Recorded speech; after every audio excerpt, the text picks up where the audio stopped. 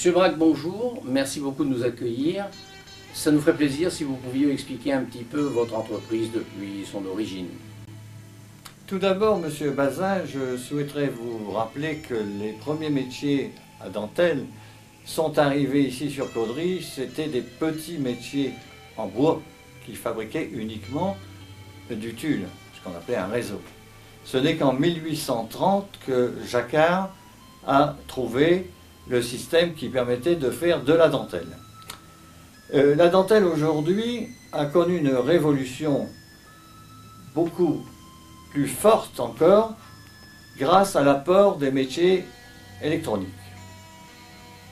Concernant notre société, et ça, bon, concernant les métiers électroniques, j'y reviendrai tout à l'heure, mais concernant notre société, je dois vous dire que c'est en 1889 que mon grand-père a constitué la société qui aujourd'hui demeure encore, qu'elle a été ensuite reprise par son fils Jules et son fils François, les deux frères qui ont fait la société Braque Frères, et que j'ai donc reprise en 1958, étant nommé directeur de la société Gibrac.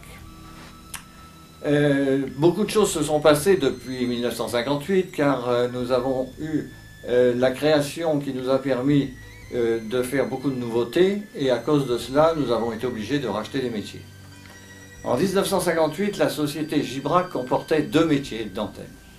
Aujourd'hui, nous nous trouvons à la tête de 17 métiers, plus une société de services qui compte 23 métiers.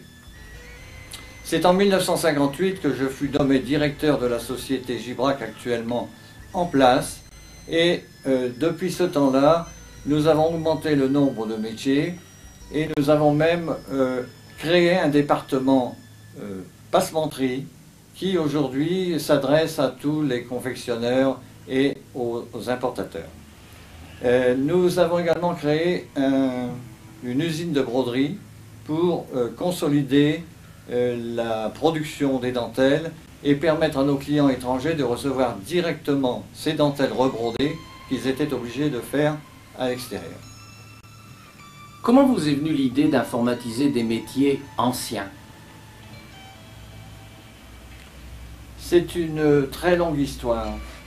J'ai toujours eu, étant technicien de la dentelle, j'ai toujours eu envie de changer notre système de carton. Parce que vous savez, c'est très difficile quand il faut changer de dessin, retirer des milliers de cartons d'un jacquard, aller les mettre là où ils sont entreposés, reprendre les nouveaux pour les remettre dans le métier, c'est une fatigue et une perte de temps importante.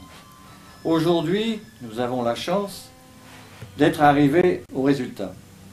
Il faut dire qu'il y a 167 ans qui se sont passés sans qu'une avancée, quelle qu'elle soit, ait été faite sur le jacquard.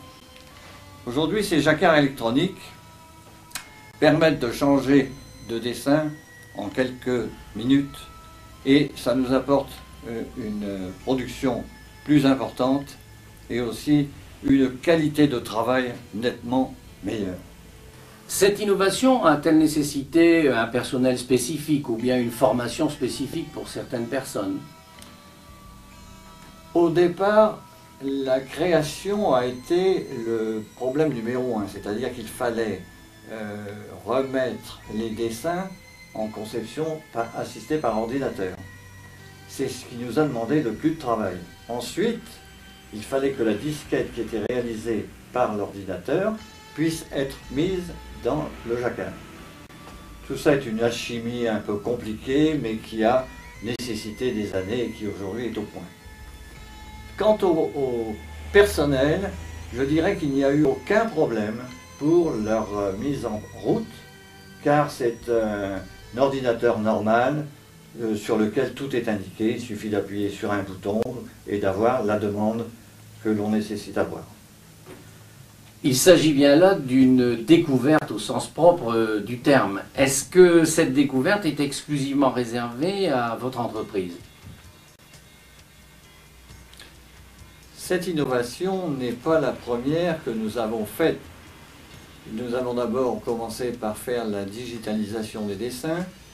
Ensuite, nous avons fait le perçage automatique des cartons. Et tout ça a été vendu chez les fabricants de Caudry et ceux de Calais. Aujourd'hui, la nouvelle innovation qui est le jacquard électronique a déjà été achetée par 2 autres sociétés françaises et une troisième. Avec une troisième, nous sommes en discussion pour une première livraison. Comment voyez-vous l'avenir de cette innovation? L'avenir de cette innovation, elle réside déjà dans le fondement de la recherche. C'est-à-dire que nous voulions être plus réactifs vis-à-vis de la clientèle, c'est-à-dire pouvoir livrer plus rapidement.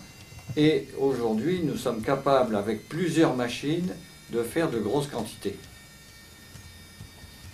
Cette innovation est aussi fiable que sur les métiers anciens? Oui, bien sûr, parce que dès la recherche que nous avions faite sur le perçage des cartons, nous avions cherché à ce qu'il n'y ait pas de mauvais cartons dans les dessins. Et à chaque fois qu'une erreur se produit, mécanique ou autre, l'ordinateur arrête le fonctionnement de la machine. Nous avons donc fait la même chose ici sur le jacquard, si bien qu'à la moindre alerte, le métier s'arrête. Que ce soit pour une droppers cassée, ce qui arrive parce que c'est mécanique, on ne peut pas l'empêcher, ça c'est la vie du matériel. Une dropper, c'est une aiguille qui permet de donner des valeurs pour faire la dentelle. Merci. Monsieur Braque, il me reste à vous remercier de votre excellent accueil et surtout de souhaiter à votre entreprise de bénéficier au mieux de cette innovation importante. Merci Monsieur Bazin. Je voudrais quand même vous dire que normalement mon fils aurait dû être là aujourd'hui, mais comme il est au salon à Paris, il nous manque. Ouais.